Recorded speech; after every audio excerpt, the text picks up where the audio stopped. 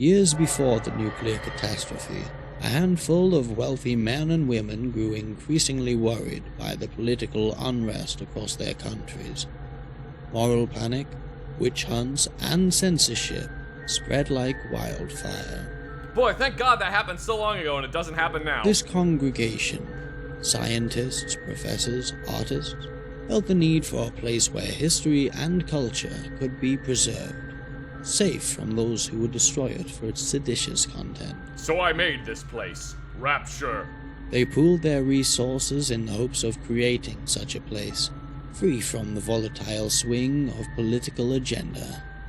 A technocracy! A vault was to be built. Within it would be enclosed the most comprehensive collection of books and holotapes in history. The project owed much to the efforts of one Professor Cartwright, who at one time worked for a certain Robert Edwin House at the Robco Company. Name doesn't ring a bell. And used his position to secure valuable contracts within Vault-Tec. As the construction of this library began, the intellectuals gathered their private collections, hunted tirelessly for rare texts to complete them. I heard they even got the Necronomicon. Cartwright would oversee this process and act as the library's caretaker. When it was time, all would gather for shelter, seal the doors behind them. None of them could predict, however, that the bombs would fall so early, and when they did, Cartwright was alone in the library. The professor knew that his days were numbered. To ensure that the library would not die with him, he spent his time reprogramming his robots. The machines would ensure that the library would persevere until the world could once again take advantage of its wisdom. He would endow them with the ability to think, the ability to choose, the ability to learn. Well, that seems like a bad idea. Partly because he feared the dangers that might threaten the library in years to come. Partly because as the years grew long, he needed someone, something to soothe his solitude. Did he give the jukebox a personality? He also gave the sink and the light switch a personality. 200 years have passed. Far enough time for something to go wrong. Today, the courier awakens the library from its long sleep.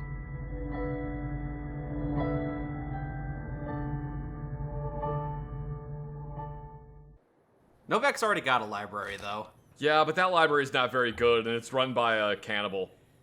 Is he a cannibal? Ghoul cannibal, same thing. Okay.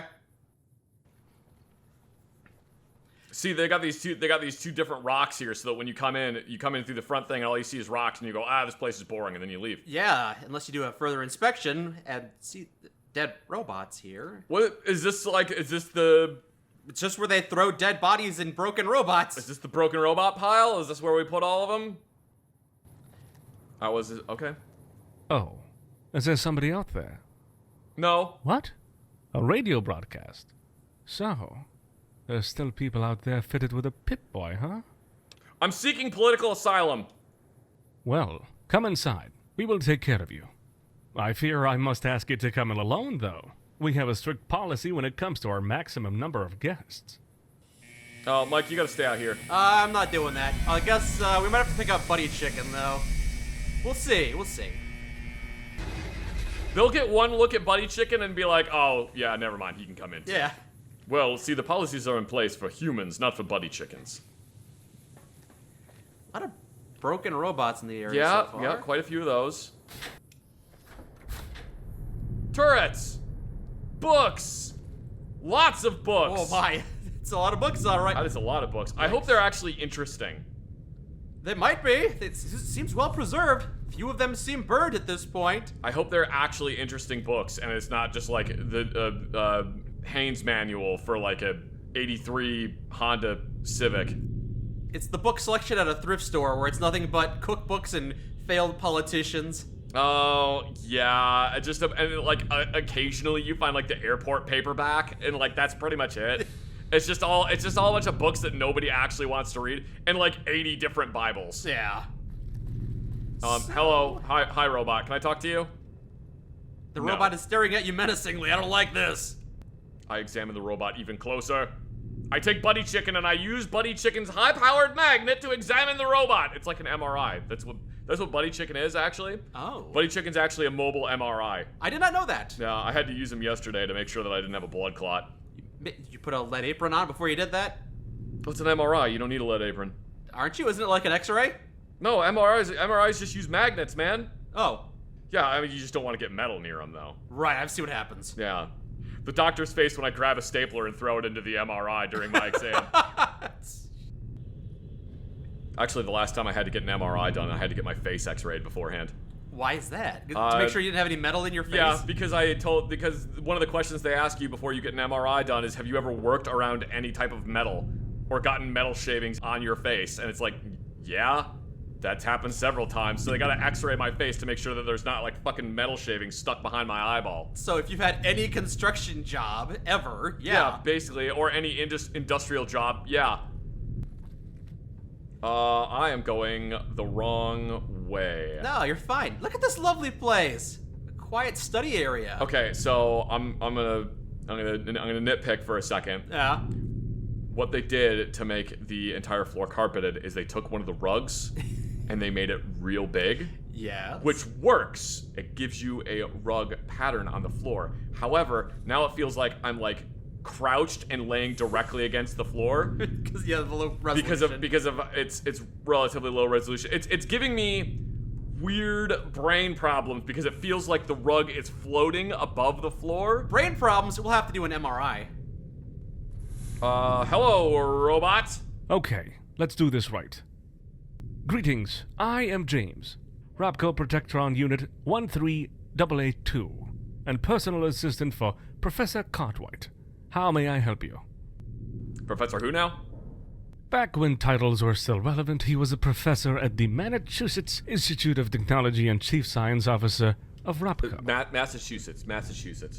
Maybe it got renamed in the His war. domain of expertise, as you surely guessed, artificial intelligence. I would have thought it was botany. How the heck did he build all this place? A well-planned intersection of resources, contacts, and wealth. Of course, being in close relation with Vault-Tec's brass also played in his success. Robco? You mean the same Robco that made the Staplotron 3000? The stapler that was responsible for 850 lawsuits where people had their hands stapled to things that weren't their hands. Wasn't that one settled out of court? The judge got his hand stapled to his gavel because he hadn't heard about the recall. Correct. What is this place? This is the library built by the professor in the year 2072. It is one of the most extensive compilations of human knowledge in the world. Neat. Provided other collections survived, of course. What's the purpose of this place? From educating the occasional visitor to helping the survivors, building an enlightened society. To remain a beacon of unaltered knowledge of a bygone era. And a safeguard. Well, it's a shame that nobody else knows about this place, because rebuilding society is what they're trying to do. No, if anyone outside found out about this place, they would just try to, like, eat the books or something. Turn it into a raider stronghold. Yeah, they would try to smoke the books. Look, I'm getting smarter. A safeguard from what? From historical revisionism, among others. The victor rewrites history. We need to ensure that the record of past events doesn't get scrapped because of fluctuating political contingencies. A noble cause? There's a ton of books outside already, though. Exhaustivity. Each and every book in this place has been properly indexed and sealed in our database. Ah. Dramatically reducing the risk that any part of mankind's heritage becomes lost. Do you care if I stay and poke around a little bit? Of course, you're welcome to use our facility. Feel free to ask Roland upstairs for a room in our living quarters. Roland. That said, you should know there are some general rules you must observe during your stay here. Okay, I'm gonna take a wild guess. No smoking, no setting the place on fire, and I can't bring books to the bathrooms. Oh, humor. Yes, I got it. And yes, you're pretty much right, actually. As long as your actions do not threaten our collection, no harm should come to you. What if we shoot them for target practice? I'll keep that in mind. And I won't let Mike shoot your books. We just want your stay here to be as comfortable as possible. I'm just supposed to give all our guests a basic rundown of our rules. That kind of thing. Do you get a lot of guests? We received a fair share of guests in the past, but the last few years, not so much. It seems the Night Stalkers are roaming around, dissuading most travelers from exploring the area. Do you need somebody to kill those Night Stalkers for you? I'd rather not. At least not for now. He doesn't want raiders coming in here. Okay. Also, you're kind of in a remote area. Yes, we'll have to address this problem eventually. But not yet. Not as long as the war outside is raging, at least. So you mentioned yourself and Roland upstairs. How many of you are there? Machines, you mean? Quite a number, I must say. But I imagine you're asking how many of us are gifted with a personality module. Yes, that. A handful. There's me, Helena in the clinic upstairs, Roland in the lounge, and there's also Arthur in the computer room. Each of us has a specific responsibility. Helena has the final word when it comes to our guests' health. Roland takes care of logistics, and Arthur is our database. Everything in between or about the library in general falls upon me. Seems like you guys have been here a long time. How come you lasted that long? Good preparation, I guess. We have enough resources to sustain ourselves. We produce our own energy, recycle most of our scrap. Our Mr. Handy units go outside and scavenge when needed, and keep both the facility and us Protectrons in top condition. What is there to do around here besides read books? On the first level, you'll find the movie theater, Ooh. the reading room, the laundry, the borrowing service, and the computer room. Laundry! Not that much on this one, except our database, Arthur, and he's not very responsive. On the second floor, there's a living quarters, the lounge where you'll find Roland, the cafeteria, Helena's infirmary, and the classroom. Why do we have a classroom? Don't hesitate to ask Roland for a room. Of all the things a library could have, a classroom seems fine. Yeah. The laundromat seems out of place the most. I mean, I would prefer my library have a laundromat instead of a classroom. It benefits us, sure. I mean, I don't want kids anywhere near my library. Okay. Get them out of there. Those are my books. Don't touch them. Now that the rules and regulations are taken care of, can I ask you a question? Yeah, go ahead. I heard that the outside world is violent. Seeing you carry these weapons around, I assume you can take care of yourself out there. Mm-hmm. You already killed someone, didn't you? How did it feel?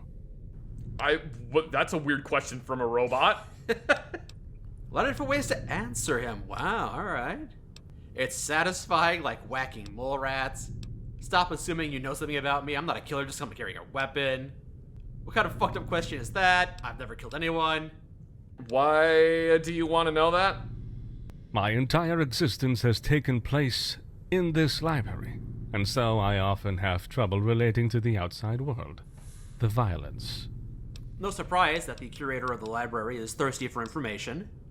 Usually, I'm kind of doing a favor by getting rid of people that are shooting at me or other people. I hope the people outside won't miss you much while you stay here. Anyways, please make yourself comfortable. Yeah, we're completely altruistic. Oh, wait, by the way, hang on. So, how may I help you? Hang on, you got any like technical books, like user manuals for firearms, Dean's Electronics? Well, you should ask Roland for any kind of misplaced books, I fear. He usually loiters around in the lounge on the second floor. That was a weird response. I'm sorry, all we have is U.S. Army flamethrowers and the big gun skill isn't available. See you around. Let's talk about the outside world next time. Okay, yeah, I guess we can do that. All right, well, let's go poke around a little bit. Yeah, check out what this has to do. We'll eventually figure out where another robot is. Here's the classroom. Oh, there is a classroom. There's a pillow and a holotape in here. It's like we're in the wilderness. Gotta leave only footprints, but don't even leave those. Clinic! Okay, now we're in the clinic area. Takes quite a while to get here. What if I'm hurt? You gotta limp all the way up here. How am I supposed to go up the stairs? Oh, that's cute. You get a little dino in a cage. Hello! Welcome. How may I help you? There's a plastic dinosaur in a cage on your desk. Pourquoi? Ah, it's a special something.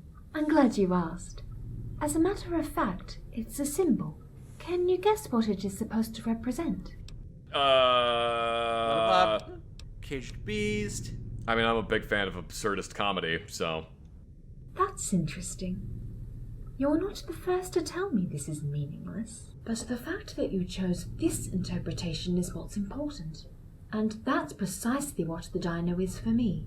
A way of knowing our guests. Ah, okay. So it's an ink blot test. Alright. Are you sure it's nothing else? After all, you're the one that chose to put those symbols on your desk! I am a machine. I will never understand symbols or interpret their meanings on my own. But I know humans can. But surely you're not just here to talk about our plastic friend. Do you need treatment? I got some radiation you could get rid of, if that's what you mean. Well, in that case, let's have this Radaway injection. Here. There you are. Completely flushed out. I hope you put nitrile gloves on your little claws beforehand. Domo arigato, Dr. Roboto. I have questions about you and your robotic fellows. Is this about us in general? Or about one of us specifically? You, specifically! I assure you there is nothing much to know about me. I examine, I treat, I stitch. When I'm not, I try to develop my psychoanalytical skills, which is quite difficult. Tell me about your difficulties in the shrinking department. I can't make myself any smaller, no matter how hard I try. It's frustrating, having all this theoretical knowledge of human psyche without any personal experience of human feelings and internal conflicts. It's like having a blindfold, preventing me from seeing something I've been touching for decades. Yeah, I mean, that's definitely a handful. I'm just a giant mess. I don't know what the hell I had for breakfast, and that was like... How many hours ago was breakfast? What day is it? Where am I? Oh! Okay, that's funny. Okay. Point taken. Are you very good with a scalpel? I mean, I think you got the vein in there, but oh god, actually, that looks kind of blown out. I treated quite my share of traumas during the last decades. Most of the time, our guests arrive in need of medical attention. But none of them stuck around, huh? Can I be a little skeptical when a robot tells me about its psychological skills? I'm hearing you. To be truthful, I shared the same skepticism, if only to a certain extent, though I doubt my own skills. I have reason to think that machines will ultimately be able to provide this kind of service to humans. Let me take the surgery machine, for instance. It doesn't understand what it does, but it can heal human bodies all the same. In the same manner, machines with no conceptual comprehension of the human mind might provide some of the support it needs. Maybe, but I feel like usually they're probably just gonna take it the wrong way, and by that I mean like, look, this AI totally is real and it's in love with me! Also, technically you're a surgery machine. I think I'm good for right now. Do you wish to talk about something else? Yeah, can I ask you about James? Ah, James. Isn't he a sweet fellow? He's got some kind of weird questions. He is programmed to ask all kinds of questions, to be curious of the outside world and people. He's the one managing this vault's relation with the outside. Does he have some kind of weird curiosity about death and murder? We are all programmed to try and understand what we can't grasp. There's a chasm between humans and us, and despite the odds, we have to work every day to find a way to cross it.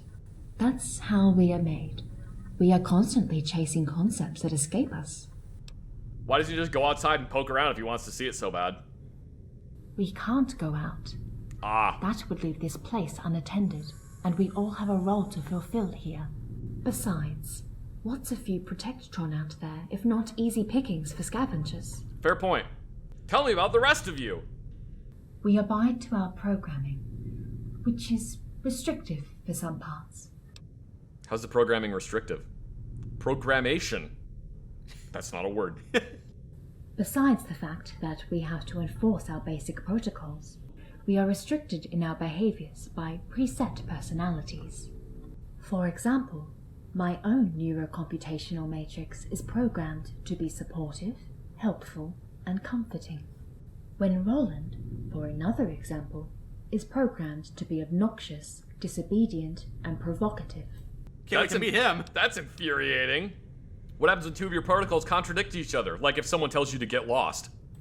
It's something our master called a grey area in our program. This occurrence arose once, when we had to defend ourselves from a gang of slavers. They were a threat to the library, but they also were humans. Repelling them without any casualties wasn't possible. We were stuck in some kind of loop, unable to react appropriately. Our master was the one to provide the solution by directly ordering us to bypass all protocols, defend the library, and kill the invaders. Oh, okay. Why did he program you that way, other than preservation of the library? Because that makes sense. He never told us why he did so. But when we talk about it among ourselves, it is rather clear that he made us so he wouldn't feel so lonely. To this day, I still ask myself if we succeeded. What a chump! He could have just sat in here by himself. That sounds like paradise. Beyond those 3 protocols, are there any hidden ones? Programmers are always doing that kind of goofy stuff. I know what you're talking about. Wasn't it a great book? And no, there's no zeroth law or protocol in our program. Well, as far as I know. Oh, God, I hate thinking about this. Anyway, the only thing that can make us bypass our protocols is a direct order from our master. I might have some other questions about you guys in the future. In the meantime, tell me about some of your previous guests. I will help you as much as I can, as long as you don't ask me to breach medical confidentiality. I would never think to breach medical confidentiality. Let's talk about something else. And that something is goodbye. We'll bang later, okay? Anytime. All right, don't mind us. Just poke around your. All right, well, that's the clinic. All right, let's see what else there is here. Yeah, there should be 2 more robots. There's the clubhouse they mentioned. Oh, okay. So there's somebody was shooting in here. Look! Who had the gun? No, they just did the baseball really, really hard. Which one of them? Oh, it's probably because they corked the baseball bat. Yeah. Yeah, that would make sense.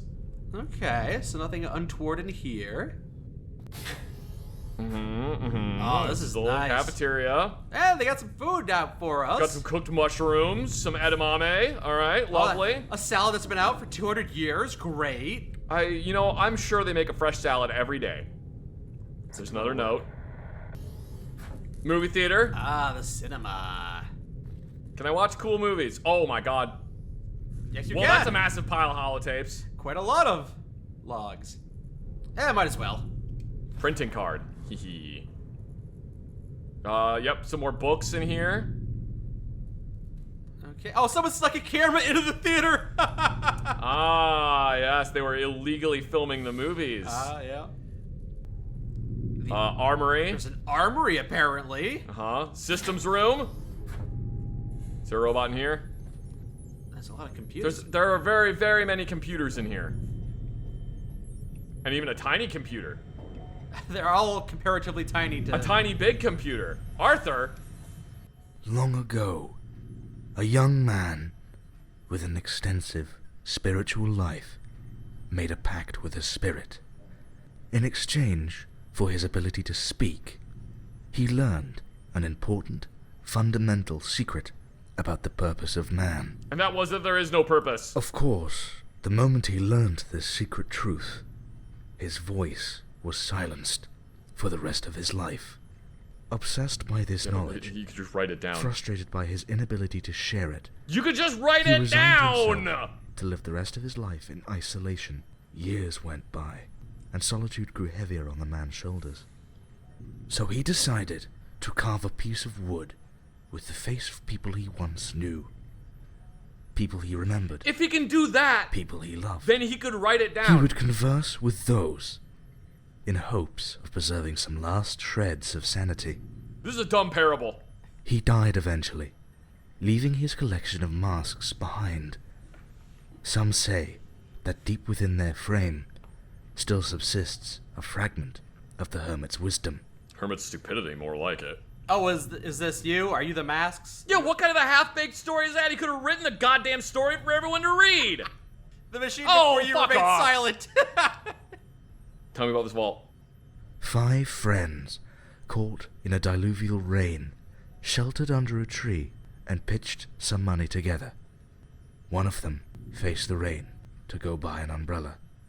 He survived the ordeal perhaps because he was the only one gone when the thunder struck the tree.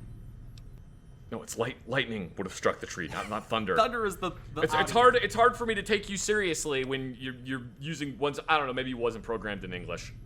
Yeah, because in some other cultures it's the same word. Yeah. What's James's story? A testament, an heir, is sometimes all people need to leave this existence in peace. Selena's story. Once upon a time, a child had a music box he held very dear, though he loved nothing more than hearing the box's sweet melody. He wanted to know how its mechanisms worked. He knew that by breaking open the box, he could have a glimpse of what was inside, and perhaps comprehend how it worked. Of course, he feared he couldn't repair it afterwards. And that's analogous to Helena, who's... So Helena is the girl that what's his name was in love with, and he ripped her open and put her brain into a robot. What? Where are you going with? No, Helena wants to know about the human body, but she doesn't want to kill the person she's examining, but she wants to know more. That's what he's getting at. What about you, Arthur? What's your story? We sit together, the mountain and me, until only the mountain remains. Which one of these is the one that, like, shuts this asshole up? No, I'm just kidding. We can just walk away. I already have a printing card. I don't need another one. Well, we're collecting all 50 of them. It's a collectible. Oh, that's right. I forgot it was a collectible. What else we got around here? Should be... we gotta talk to Roland still. Also, this room. Oh my god, he was crushed by a bookcase! The books killed the deputy. Who is this guy? Was but old. He had a cane with him. Well, I shot the sheriff, so clearly the books killed the deputy. Maybe some of these printing cards are hidden in books. You gotta shake them out. Like when you were in elementary school and they put little findable things in books. And What? You don't remember that? Nobody ever did that. No, sometimes the school library would put like a ribbon or something in a book, and it's to reward people that read various books. You know, if you are lucky enough to stumble upon this ribbon, then you get a reward. I have never heard of that in my entire life. The people of the old world bequeathed you with a heavy burden. This place is also part of it. I hope that what you and your fellow men will find here is something to compensate these direst misfortunes. Like bottle caps, maybe? Caps? Are you kind of joking? We have caps lying around somewhere upstairs, but we can't give you trash as a reward. What will people say?